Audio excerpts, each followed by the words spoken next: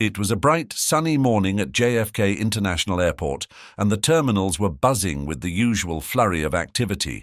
Families rushing to catch connecting flights, business travelers glued to their phones, and vacationers excitedly chatting about their upcoming adventures. Among the throng of travelers was Jonathan Pierce, a successful 30-something businessman dressed in a sharp suit and carrying a sleek black leather briefcase. Jonathan was on his way to a high-stakes business meeting in London, a meeting that could potentially land him a lucrative deal and boost his already successful career. Jonathan was used to the best. He always flew first class, stayed in 5-star hotels, and enjoyed the finer things in life. After years of hard work, he believed he had earned the right to live a life of luxury. But along with his success had come a certain air of entitlement. Jonathan was accustomed to getting what he wanted when he wanted it, and he had little patience for anything or anyone that disrupted his perfectly curated world. As he made his way through the first-class lounge, Jonathan checked his watch, noting that there was still plenty of time before boarding. He grabbed a quick coffee and settled into one of the plush lounge chairs, mentally reviewing his presentation for the upcoming meeting. He didn't notice the elderly woman sitting quietly in the corner, her wrinkled hands clutching a small, well-worn handbag. Nor did he pay attention to the way she smiled kindly at everyone who passed by, her eyes filled with a warmth and wisdom that only came with age. When the announcement came that it was time to board the flight to London, Jonathan stood up, eager to get settled into his first-class seat. He breezed through the priority boarding line, barely glancing at the other passengers, as he handed his boarding pass to the flight attendant. "Welcome aboard, Mr. Pierce," the attendant said with a professional smile. "Your seat is 2A, just up the aisle." Jonathan nodded and made his way to his seat. First class on this flight was as luxurious as ever, wide leather seats, plenty of legroom, and privacy screens to ensure that each passenger had their own space to relax. Jonathan placed his briefcase in the overhead compartment and settled into his seat, adjusting the reclining feature to his liking. As he was about to plug in his noise-cancelling headphones and dive into his work, he noticed an elderly woman slowly making her way down the aisle.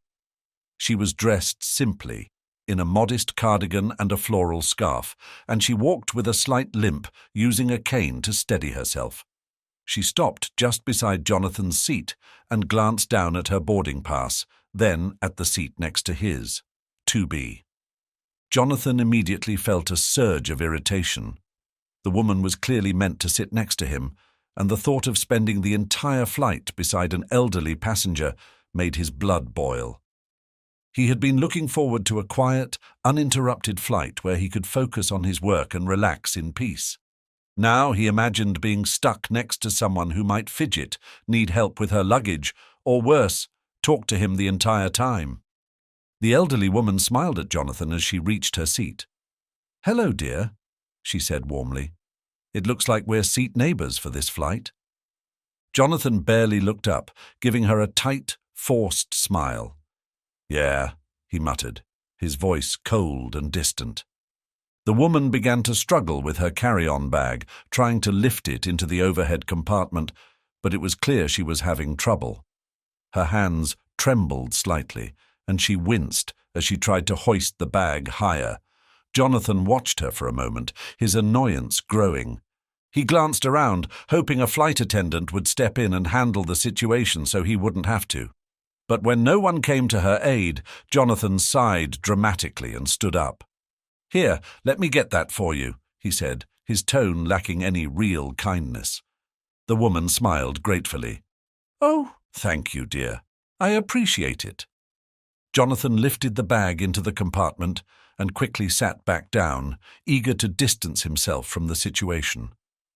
The woman settled into her seat beside him, adjusting her scarf and placing her cane beneath the seat in front of her. Jonathan shifted uncomfortably, already dreading the long flight ahead. He could feel the woman's presence beside him, and it annoyed him more than he cared to admit. He plugged in his headphones, determined to block her out and focus on his work. But just as he was about to lose himself in his presentation, the woman tapped him lightly on the arm. "Excuse me, dear," she said softly. "Could you help me with my seatbelt? My hands aren't as steady as they used to be, and I'm having a bit of trouble." Jonathan's jaw tightened. He took a deep breath, trying to suppress his irritation. "Sure," he muttered, leaning over to help her fasten the seatbelt. "Thank you," the woman said with a kind smile. "I'm sorry to be such a bother." Jonathan didn't respond. He simply nodded and turned his attention back to his laptop, praying that the flight would pass quickly. The plane took off smoothly, and for a while Jonathan managed to keep his focus on his work. But about an hour into the flight, the elderly woman beside him tapped his arm again. "Excuse me," she said gently. "I hate to trouble you, but would you mind asking the flight attendant if I could have a glass of water? My throat is a bit dry." Jonathan gritted his teeth. He was starting to feel like a personal assistant rather than a first-class passenger. With a frustrated sigh, he pressed the call button for the flight attendant, who appeared moments later. "Could you please bring this woman a glass of water?" Jonathan asked curtly, not even bothering to make eye contact with the elderly woman. The flight attendant smiled politely and nodded. "Of course, sir." As the attendant walked away, Jonathan leaned back in his seat and let out an exasperated sigh. He couldn't believe his luck. Of all the people he could have been seated next to, he had to be stuck with an elderly woman who needed constant help. He turned to the woman, his patience wearing thin. "Look," he said, his voice edged with annoyance. "I don't mean to be rude, but I'm trying to get some work done here. I didn't pay for a first-class ticket just to spend the entire flight playing nursemaid." The woman's eyes widened slightly, and for a moment a flicker of hurt passed across her face. But then she smiled again, a sad, knowing smile that made Jonathan feel even more irritated. "I'm sorry, dear," she said softly. "I didn't mean to disturb you. I just thought, well, never mind. I won't bother you any more." Jonathan huffed, satisfied that he had made his point. He turned back to his laptop, determined to ignore the woman for the rest of the flight. But as the hours passed, something strange happened. No matter how hard he tried, Jonathan couldn't seem to concentrate. His mind kept drifting back to the way the woman had looked at him, the sadness in her eyes when he had spoken to her so harshly. There was something about her, something he couldn't quite put his finger on, that gnawed at him. He shook his head, trying to push the thoughts away. It didn't matter who she was or what she had been through. She was just another passenger, and he had every right to expect peace and quiet on his flight. As the flight continued, the cabin lights dimmed, signaling that it was time for the passengers to rest. Jonathan closed his laptop, finally giving up on getting any work done, and leaned back in his seat. The cabin was quiet now, with most of the passengers either sleeping or watching movies on their in-flight screens. Beside him, the elderly woman had fallen asleep, her head resting gently against the window. Her breathing was soft and steady, and for the first time, Jonathan really looked at her. There was something familiar about her face, though he couldn't quite place it. The lines etched into her skin, the way her silver hair framed her face. There was a quiet dignity about her that made Jonathan feel an unexpected pang of guilt. He sighed, rubbing a hand over his face. Maybe he had been too harsh. It wasn't like her requests had been unreasonable, just simple things like help with her bag or asking for water. But Jonathan had been too wrapped up in his own world to see that. As the plane neared its destination, the flight attendants began preparing for landing. The elderly woman stirred beside him, waking from her nap. She smiled at Jonathan, her eyes kind despite the way he had treated her. "Thank you for your help earlier," she said softly. Jonathan cleared his throat, feeling a knot of guilt tighten in his chest. Yeah, no problem."